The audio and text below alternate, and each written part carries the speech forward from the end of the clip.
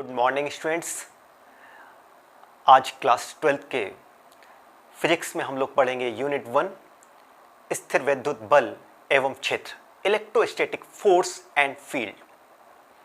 चूंकि जैसे नाम से ही क्लियर है यहाँ पर कि हम स्थिर वैद्युत यानी हमारा जो इलेक्ट्रिसिटी है यहाँ पे स्टैटिक पोजीशन में है, स्थिर वैद्युत इलेक्ट्रोस्टैटिक। तो इस चीज़ को हम लोगों ने अनुभव किया है। एक साधारण अनुभव की बात है, जब हम अपने सूखे बालों पर कंघी को रगड़ते हैं, कंघी को रगड़ने पर हम देखते हैं उसमें एक गुण आ जाता है, एक प्रॉपर्टी आ जाती है कि वह चीज़ों को अपनी ओर आकर्षित करने लगती है। कुछ धूल के कणों को, छोटे छोटे पार्टिकल्स को, कागज के टुकड़ों को अपनी ओर आकर्षित करने लगती है। इस तरह की चीज़ को हमने अनुभव किया है।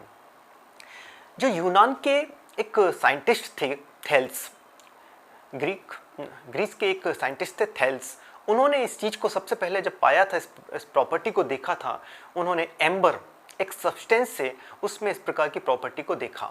उन्होंने देखा कि जब एम्बर को किसी वुलन क्लॉथ पर रगड़ा तो उन्होंने देखा ये एम्बर चीज़ों को अपनी ओर आकर्षित करने लगा था। वो उन धूल के कणों को, उन हल्के हल्के पार्टिकल्स को, हल्के हल्के पत्तियों को, कागज के टुकड़ों को अपनी ओर आकर्षित कर रहा था। इस तरह उन्होंने जब थेल्स ने देखा तो बहुत लंबे समय के बाद विलियम गिलबर्ट एक साइंटिस्ट थे, उन्होंने इस प्रकार का प्रॉपर्टी गुण अकेले एम्बर में नहीं, कई सारे सब्सटेंस में पाया। उन्होंने देखा कि इस तरह की जो प्रॉपर्टी होती है वो तो कई सब्सटेंस में होती है। इस प्रॉपर्टी को, इस प्रकार की ऊर्जा, इसे ऊर्जा का नाम दिया गया क्योंकि ये चीज़ों को अपनी ओर आकर्षित करने का इसमें क्षमता थी। क्योंकि एक बात यहाँ क्लियर करना चाहेंगे हम कि ये ग्रेविटेशनल फोर्स से अलग है, डिफरेंट था ये हमारा ग्रेविटेशनल फोर्स, और ये जो फोर्स है ये एक अलग है। तो इस प्रकार की ऊर्जा को इन्होंने नाम दिया इलेक्ट्रिकल एनर्जी।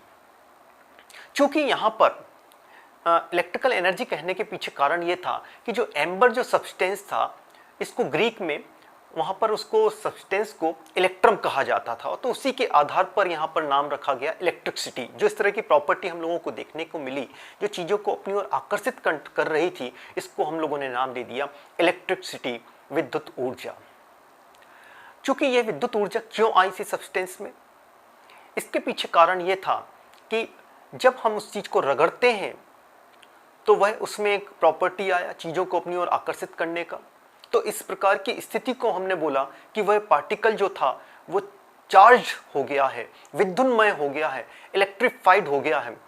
तो उसका हमने बोला कि उस सब्सटेंस ने अपने अंदर चार्ज को एक्सेप्ट कर लिया, अपने अंदर ग्रहण कर लिया, चार्ज को लिया, जिसके कारण वह इस प्रकार की प्रॉपर्टी को दिखाने लगा, जिससे वह चीज़ों को अपनी ओर आकर्षित करने लगा। जो हमारा चार्ज होता है हमारा एक स्केलर क्वांटिटी है, और इसका जो हमारा एसआई यूनिट होता है कूलॉम से।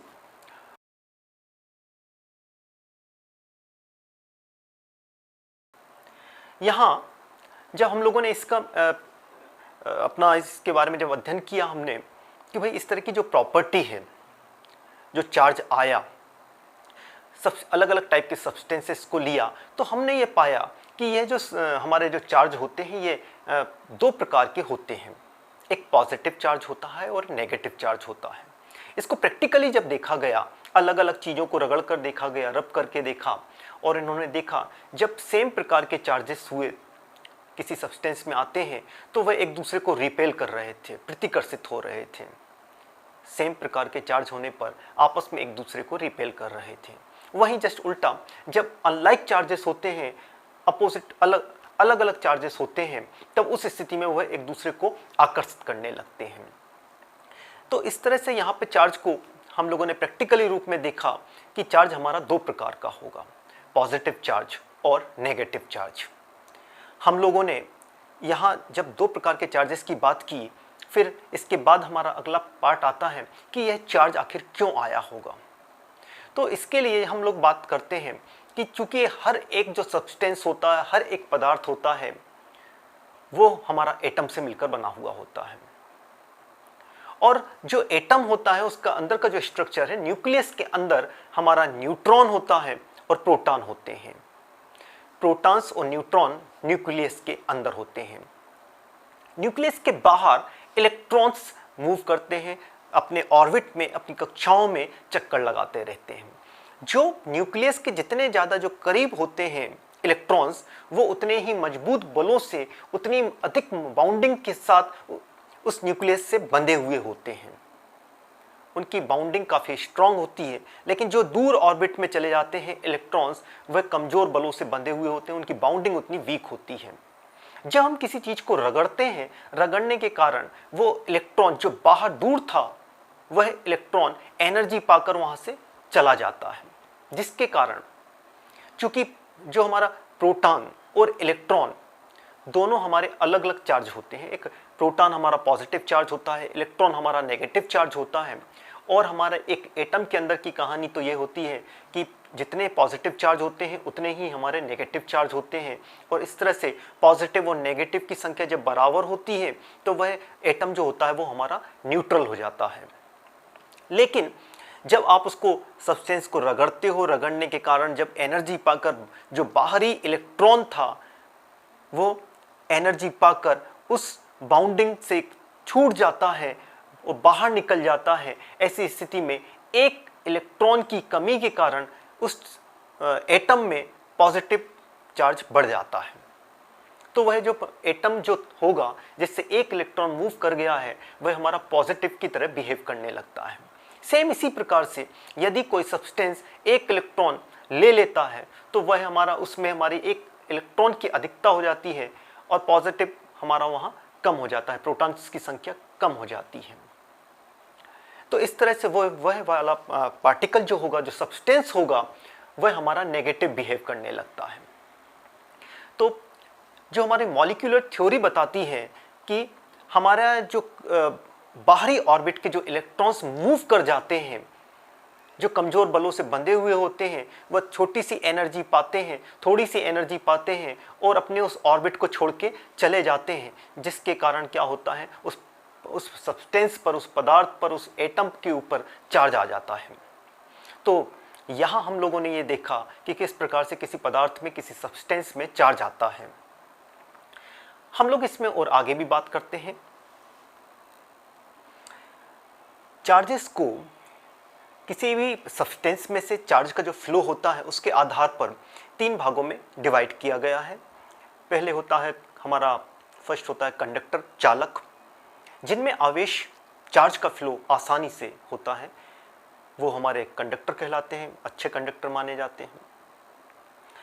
इंसुलेटर्स में दूसरे होते हैं हमारे इंसुलेटर्स।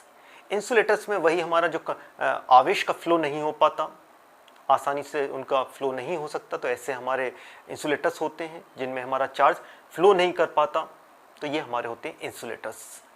तीसरा जो होता है इसमें हमारा सेमीकंडक्टर्स। सेमीकंडक्टर्स की जो कंडक्टिविटी होती है वह हमारा, उसमें जो चार्ज का जो फ्लो होता है वो कंडक्टर और हमारा इंसुलेटर के बीच का होता है। तो इस तरह से हम लोग देखते हैं हमारे जो सब्सटेंस में चार्ज का जो फ्लो होता है उसके आधार पर जितने भी जो सब्सटेंस है उनको 3 भागों में डिवाइड किया गया है। कंडक्टर, सबसे अच्छा कंडक्टर सिल्वर को माना जाता है। ऐसा क्वेश्चंस आप लोगों को एग्जाम में पूछे भी जाता है, तो सबसे अच्छा कंडक्टर आप लोगों का सिल्वर होता है। इसके अलावा इंसुलेटर्स में लकड़ी, कांच, ग्लास हो गया, लकड़ी हो गया, प्लास्टिक हो गया, ये सब हमारे एग्जाम्पल्स हो जाते हैं इंसुलेटर्स के। जब हम बात करते हैं सेमीकंडक्टर्स की हम आपको पहले ही बता चुके हैं कि इसमें जो कंडक्टिविटी होती है, जो चालकता होती है, वो कंडक्टर और इंसुलेटर के बीच की होती है। इसके एग्जाम्पल सिलिकॉन है, जर्मेनियम है, आदि इसके एग्जाम्पल्स होते हैं। और का क्वांटीकरण, क्वांटाइजेशन ऑफ चार्ज, किसी सब्सटेंस के ऊपर कितना चार्ज आता है, इस चीज़ को निकालने के लिए एक सिंपल सा एक फार्मूला है, Q = ±NE। किसी सब्सटेंस के ऊपर कितना चार्ज आया है उसको निकालने के लिए हम लोग Q जो हमारा रिप्रेजेंट करता है कि उसके ऊपर कितना चार्ज आया है, N जो होता है वो नंबर ऑफ इलेक्ट्रॉन्स को बताता है, E हमारा एक इलेक्ट्रॉन के ऊपर जो चार्ज होता है। हमारा एक इलेक्ट्रॉन के ऊपर जो चार्ज होता है वो होता है 1.6 × 10⁻⁻19 कूलॉम। N यहाँ पर हमारा इंटीजर होते हैं, जो कि 1 2 3 4 5 हो सकते हैं। और चूंकि plus minus Q is equal two plus minus any होता है, इसमें जो क्वांटाइजेशन का जो हमारा फार्मूला है आवेश का क्वांटीकरण, क्वांटाइजेशन ऑफ चार्ज में Q is equal two plus minus any, तो जो n है वो नंबर ऑफ इलेक्ट्रॉन्स को दर्शा रहा है। E आपका एक इलेक्ट्रॉन के ऊपर चार्ज है, प्लस माइनस मतलब आपने इलेक्ट्रॉन लिया है या दिया है। यदि आप इलेक्ट्रॉन देते हो, यदि आपने इलेक्ट्रॉन दिया है तो आपके ऊपर पॉजिटिव चार्ज आना है, आपने इलेक्ट्रॉन दिया है तो आपके पास पॉजिटिव चार्ज की अधिकता हो जाएगी। यदि आपने लिया है, ऐसी कंडीशन में हमारे ऊपर नेगेटिव चार्ज आ जाएगा। हमने इलेक्ट्रॉन लिए हैं तो हमारे पास इलेक्ट्रॉन्स की संख्या बढ़ जाएगी। तो इस आधार पर हम लोग प्लस माइनस साइन का इसमें यूज करते हैं। Q इज इक्वल टू होता है प्लस माइनस एनी। n यहाँ पर नंबर ऑफ इलेक्ट्रॉन्स था, E आपका एक इलेक्ट्रॉन के ऊपर चार्ज था और E का जो वैल्यू था 1.6 × 10⁻⁻19 कूलॉम था। हम लोग यदि एक इलेक्ट्रॉन लेता है कोई सब्सटेंस तो 1 × n की जगह 1 रखेंगे, E की जगह वही हमारा एक चार्ज का वैल्यू। सेम ऐसे ही यदि दो चार्ज की बात आती है, 3 4 4 जितना भी है चार्ज है, इलेक्ट्रॉन्स जितना भी दिया उसके आधार पर आप n की जगह वो नंबर वहाँ पे रखेंगे और उस सब्सटेंस के ऊपर आप चार्ज निकाल सकते हैं। सिंपल एग्जाम प्रोग्राम में एक ऐसे छोटा सा एक न्यूमेरिकल पूछ लिया जाता है कि भाई इतना चार्ज था किसी सब्सटेंस के ऊपर, तो आप बताइए कितने नंबर ऑफ इलेक्ट्रॉन्स का लेना देना हुआ होगा। तो ऐसी स्थिति में बस हम इस फार्मूले में वैल्यूज रखते हैं कि Q की जगह वो वैल्यू रखेंगे जो दी हुई थी, गिवन था वो हमें, n हम निकाल सकते हैं, E का वैल्यू पता है हम लोगों को। तो इस तरह से क्वांटाइजेशन में n जो होता है वो हमारा इंटीजर मल्टीपल का दर्शाता है, यह हमेशा एक पूर्ण संख्या के रूप में होता है।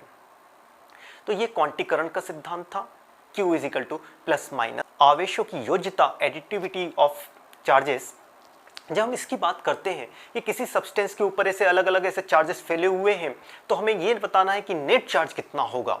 यदि इस तरह की बात की जाती है कि एक सब्सटेंस है उसमें कई सारे चार्जेस हैं, Q1 Q2 Q3 Q4 ऐसे ढेर सारे चार्जेस हैं, तो हम लोग क्या करेंगे, उनका एल्जेब्रिक सम करेंगे, उनका एल्जेब्रिक सम करेंगे, बीजगणितीय योग करेंगे सभी चार्जेस का। इसका मतलब ये हुआ, मान लीजिए कहीं पर हमारा चार्ज Q1 प्लस के रूप में है, एक जगह Q2 प्लस के रूप में है और Q3 मान लीजिए माइनस के रूप में है, एक Q4 भी माइनस के रूप में है, और हमें नेट चार्ज निकालने का बोला गया कि भाई आप ये बताइए उस सिस्टम का नेट चार्ज कितना है। तो ऐसी स्थिति में हम लोग Q1 चूँकि प्लस का है प्लस Q2 प्लस, लेकिन माइनस Q3 माइनस Q4, इस तरह से हमें उसको टोटल करना पड़ेगा। माइनस यहाँ पे क्यों आया, क्योंकि वो चार्ज जो थे वो हमारे माइनस के थे। इस तरह से हम उसका टोटल निकालेंगे और वो हमारा टोटल जो चार्ज है वो हम नेट चार्ज हम लोग इस तरह से निकाल सकते हैं। आवेशों की योज्यता, एडिटिविटी ऑफ चार्ज।